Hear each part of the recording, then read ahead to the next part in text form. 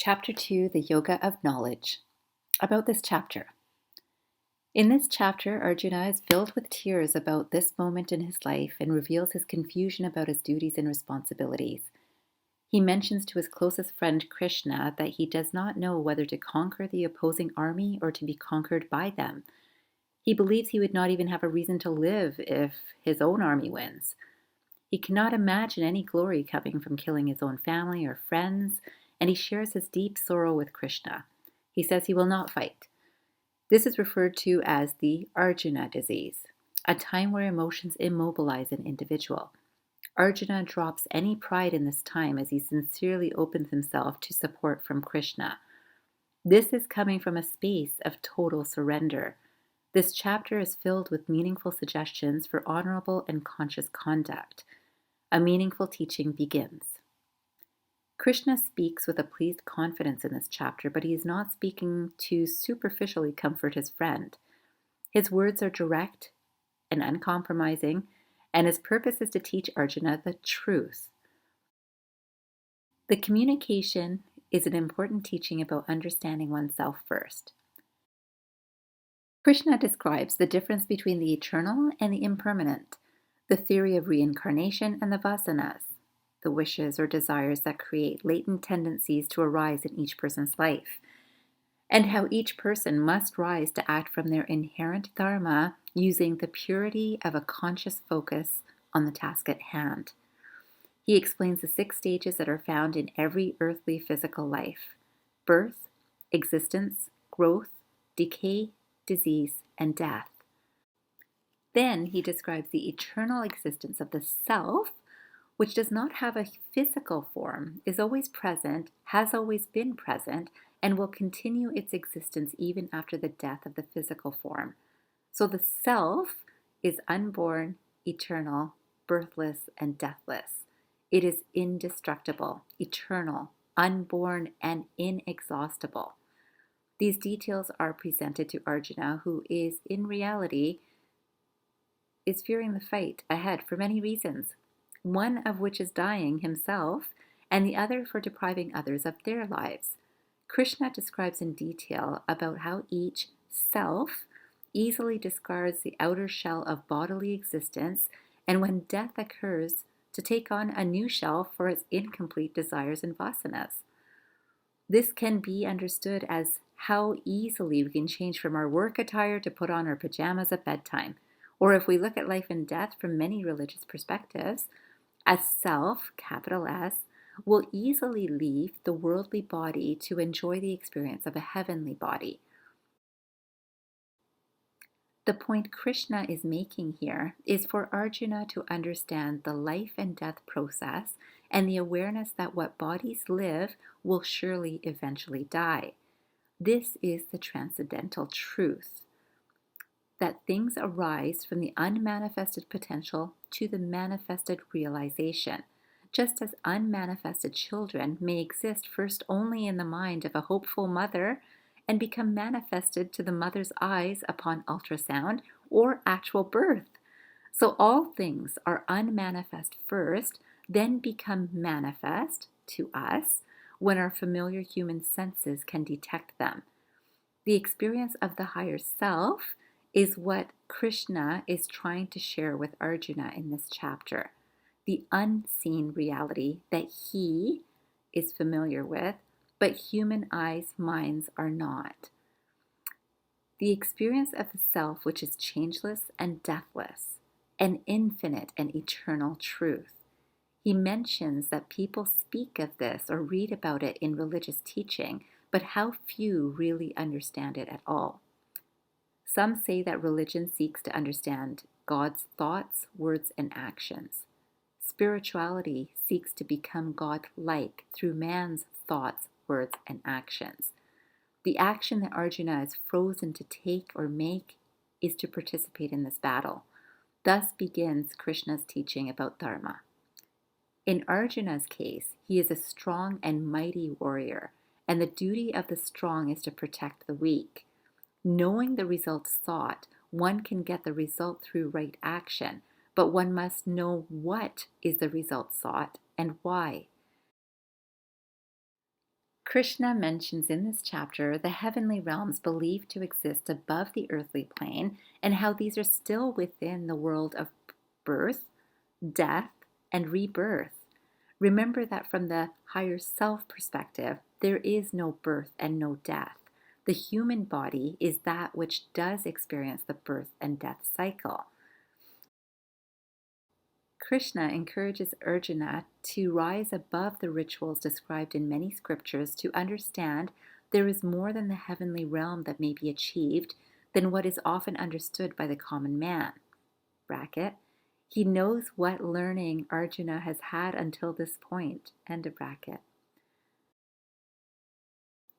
Much of that would describe not hurting others, least of all friends and family. This warrior is also aware of the possible criticism that may come from the judgment of his actions from those he has loved and been loved by. He shares his fear of shame and dishonor with Krishna. Yet his role is to fight and defend his sacred national culture from the wrongful actions being done by the ruling party now prepared for battle. Krishna reminds him of the rightfulness of the work and the reason for this right action, given his own role and dharma calling. Krishna also shares his knowledge about the dualities of life seen through the common man's eyes. He discusses pleasure, pain, gain or loss, victory or defeat, and how all can be overcome when looking beyond ego identification. He explains the difference between the temporary world of existence to the eternal world. In temporary existence, the dualities lead to attachment, which personal desires, which then cloud the mind with false illusions of reality, which are then referred to the space of ignorance in the Gita. This ignorance can only be cleared if Arjuna assesses what he should do based on this new knowledge. Knowledge is needed to remove ignorance. Thus, the yoga, bracket union, end of bracket, with knowledge is beginning to take place in this chapter. Krishna is not telling Arjuna what to do on the battlefield, but does explain the everlasting effects of spiritual understanding compared to the temporary effect of material growth in this chapter. For the healthcare guru, there comes a time in the life of a healthcare worker when, in sheer exasperation from personal overwhelm in a particular moment, brings a sudden breakdown of the ego-based persona that is normally confidently performing the work. Often it will feel like the weight of the world is on one's shoulders. In such a time, or times, there is a window of opportunity that arises that can open up a whole new understanding of the work in front of us. These are opportunities for possible spiritual awakenings. This is not an easy time. It often bubbles out in emotions of anger or sadness, dejection, profound fatigue, and often many tears. Yet from a space of surrender and humility, when one is ready to listen to a higher consciousness, the right friends, teachings, and or personal connection with the divine assistance becomes available. Unconscious energies pervade much of our society's thinking today, and healthcare is no exception. The spirit of humility that allows us to ask for help is not easy to speak privately or publicly, and even less easy to practice. However, to hear spiritual truths, it is an essential step. In this chapter, the reincarnation theory is explained, where each life is a gift from past karma of the lives before. If we look only at each day as a life, we can translate this even into our daily experience. Each day we are born anew and can see things with fresh eyes, but most minds will recreate or reincarnate as exactly the person from the night before with the same worries, fears, anxieties, disappointments to begin our new day. This creates an unconsciously patterned living experience again and again. Self-reflection is absolutely necessary in such times. As we can see in this chapter, to know one's own dharma is an essential starting point. As this chapter explains, when one knows their dharma, the actions are clear. So healthcare practitioners can reflect upon the work that they are doing. Think about your profession, what you are doing, and even more importantly, why are you doing it? Think back to what brought you into your profession or role. Is it because you wanted to help people heal, or because you felt it would bring you good money, or because someone encouraging or forcing you into the schooling? Any of these are possible, and only you will know the reasons. Now think about why you are doing the work today. Is it the same or different? You will notice that if you went into the work for money, changes happen with money, as it is part of the finite experience of the world, just like the human body. Expenses change over time, clients will come and go. Some people are not busy enough, and others may be too busy for a healthy personal life. If you were trying to please another person when you went into the profession, you may find that you are still trying to please others, either the clients that you work with or your family or friends. This is also a finite experience that is changeable. Yet the pattern will continue that you have established in your mind, as you will be reborn into each day the same as the day before. Helping people is what the role of the healthcare practitioner is. And now you know how an unmanifest intention or thought became manifest in your life. Now we can look at vasanas. Vasanas are desires or inherent tendencies. In Buddhism or in Vedic teachings like the Gita, they are linked to past lives. Anyone can look at it from that perspective, or look at simply this life to shed light upon what your own vasanas may be. Some may have a desire for control and love the work that allows them to direct clients' actions from the position of authority. Some may have a desire for the money, so look forward to the number of clients seen in a day or for the financial gain. Such practitioners may sell more products, encourage visits when not necessary, and or even rent out extra space to other practitioners at unnecessarily high costs. Some people have pride-related vasanas. This fuels the reason that they are in their profession, the pride of the title and honor that comes from it. Some have vasanas of fear-based actions. These will often have the fear of death, which, as mentioned earlier, and each person is well aware, is part of the life experience. Some may have a need for company tendency, so are in a job that has much human interaction, both with colleagues and clients. It is important to know one's vasanas, as they will often be linked to the critical times of Arjuna grief described.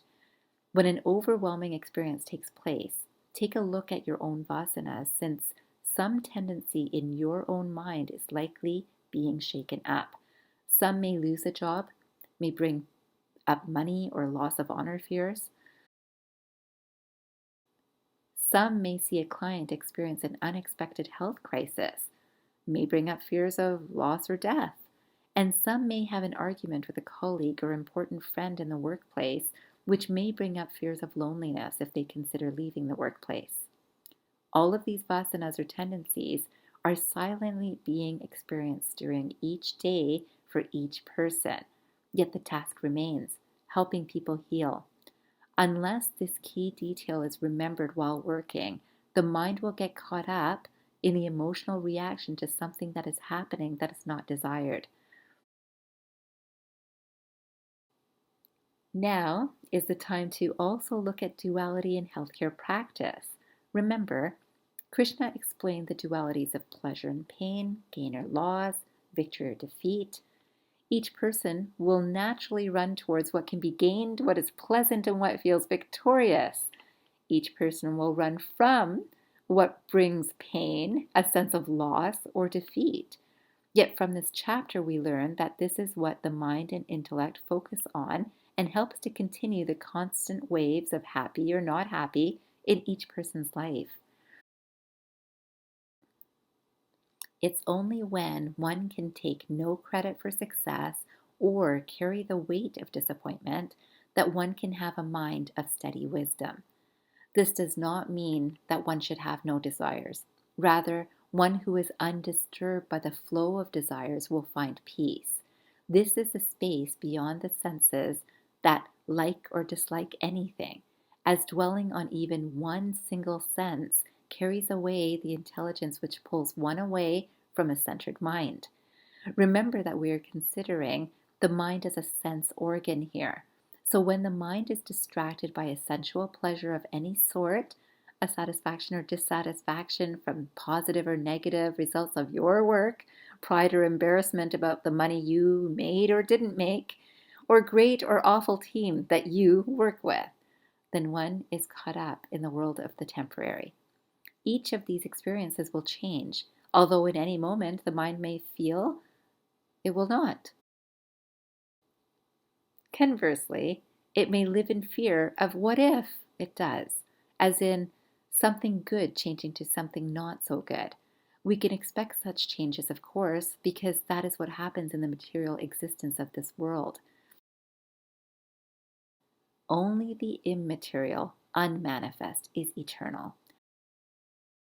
Unless one tastes the inner satisfaction of the higher self or soul, the ever transient life experiences will lead to frustration, dissatisfaction, and discomfort, as the search for material satisfaction will persist. The attachment to the flow of desires is what prevents connection to the divine spark within each person. Those who are unaware of this higher consciousness will live in illusion. And those working from a materialist point of view will perceive those working with ease with this higher consciousness or God or the universe as the illusion.